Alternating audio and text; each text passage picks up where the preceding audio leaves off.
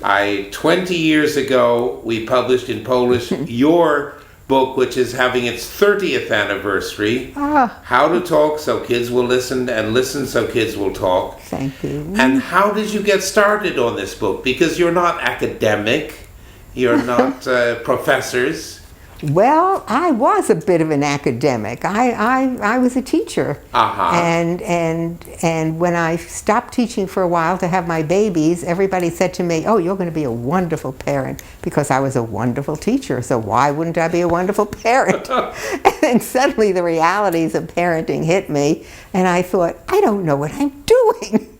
Why isn't this working? I'm being so reasonable. Why is the child being so unreasonable? And one night I got a flyer from my son's nursery school, and it's saying there's going to be a meeting that evening on parent-child relationships, and we want a big turnout. And I thought, oh, please, I mean, I'm going to hear some other professional tell me to be patient and kind and loving, it just depresses me. And I thought, oh, well, it's an excuse to get out for the evening. So I went, and Chaim Ganat was a complete surprise. He didn't sound like anybody else I had ever heard in my whole life. And why was he different? He was full of, first of all, talking about love, he said, love is not enough. He said, parents are on the firing line 7 days a week, and what they need is not more love. They need skills. And then he talked about very specific, very concrete communication skills that he claimed would make a real difference in the relationship. And did they? What? Immediately. And I was so thrilled. I was off and running. I thought, how come in all my studies I had never heard anything like this before? How did Elaine get involved? Elaine, I made Elaine crazy. Elaine, tell them. Adele and I were in a great books course together for many, many years. And on the way home, after the evening at the library, she would talk about this. Dr. Chaim Ganat. I said, who is this? And why do you have to go to a group for your children? Well, your children have problems? And she said, no, but you learn so many things here. But I said, I don't need it. It's good. Yeah. And then my daughter became a teenager. I don't have to. I'm sorry. I'm not doing it. And Adele, please take me to your group. Doctor, what's his name again? Ganat. And I went, and it really was helpful. And then how did you decide to start writing a book? Together. We were there I went for one session, and we stayed, 8 or 10 years. And after that, I said, Adele, when the group began to come to an end, I said, we should write a book about this experience. Dr. Ganat had written books. I said, we should write a book about our experience with him. And Adele, write a book? Yeah, who are we to write books? I said, we can do it. We'll do it. Oh, good for you. And we did it. We sat down and we started to write. I said, tell me your memories, I'll tell you mine. And it poured out in a most spontaneous way. Okay. And working together was so wonderful. So it helped me as a father, and therefore I thought this book should be in Polish when I started living in Poland. And so we published it. It was enough of a success that I knew that I invited you both to Poland. Yes. I didn't get you, Adele. But Elaine, what do you remember about visiting in Poland? What do I remember? Visiting in Poland. You and Bob were there. I tell you what I remember.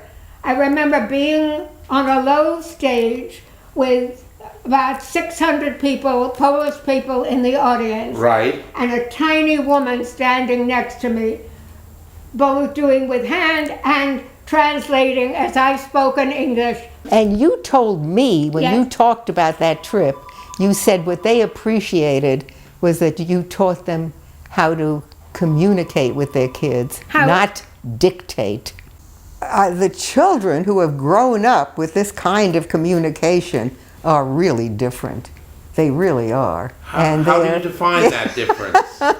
Well, can I use my own daughter as an example? Right. Okay, she grew up in my home, and she heard the difference. I remember one night when she was so upset about things going on at school. Yeah. And she had a paper to write about Nazi Germany. What was she, about 8, 10 years old? I don't know. And some of the girls were picking on her, and I felt so all sorts sick. Of teenage problems. And I wanted to tell her immediately, hey, do this, ignore the girls, just get to your paper. I wanted to advise her in the worst way. I felt her pain. I wanted to fix it.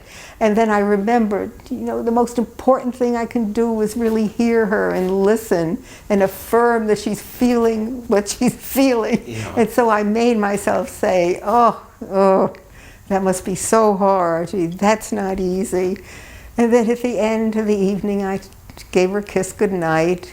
And as I was about to leave in the darkened room, she said, "Mom?" And I said, "Yes."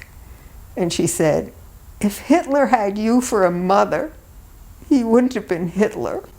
Oh, this video is for most of the people who have used your book and your course with groups of parents. Yes. So what are your wishes for them?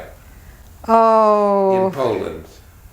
Dear parents in Poland, you know the power of these communication skills. You know the power of people really hearing each other, listening to each other, tuning into each other, helping each other connect with respect and love. I mean, it's powerful stuff. I mean, it's the kind of thing that builds relationships and caring and warmth and love. And if in the microcosm of our own home, we can teach our kids how to deal with all the conflict and anger and then send them out into the larger world, oh boy, what a world we could have. And also that the book and all our work was everything that was written and the workshops all were based on primarily our experiences. That we were not the perfect parents, the perfect wives, the perfect mothers. And as we learned and shared our struggles with the group, both as a teacher and even as a part of the group, that people really appreciated the fact that we had been there too. Is it really all right not to be perfect? Jako wydawcę tej książki chciałbym podziękować agentowi autorek Robertowi Markelowi. I szczególnie podziękowanie kieruję do wszystkich rodziców, którzy znają i cenią zasady zawarte w tej książce.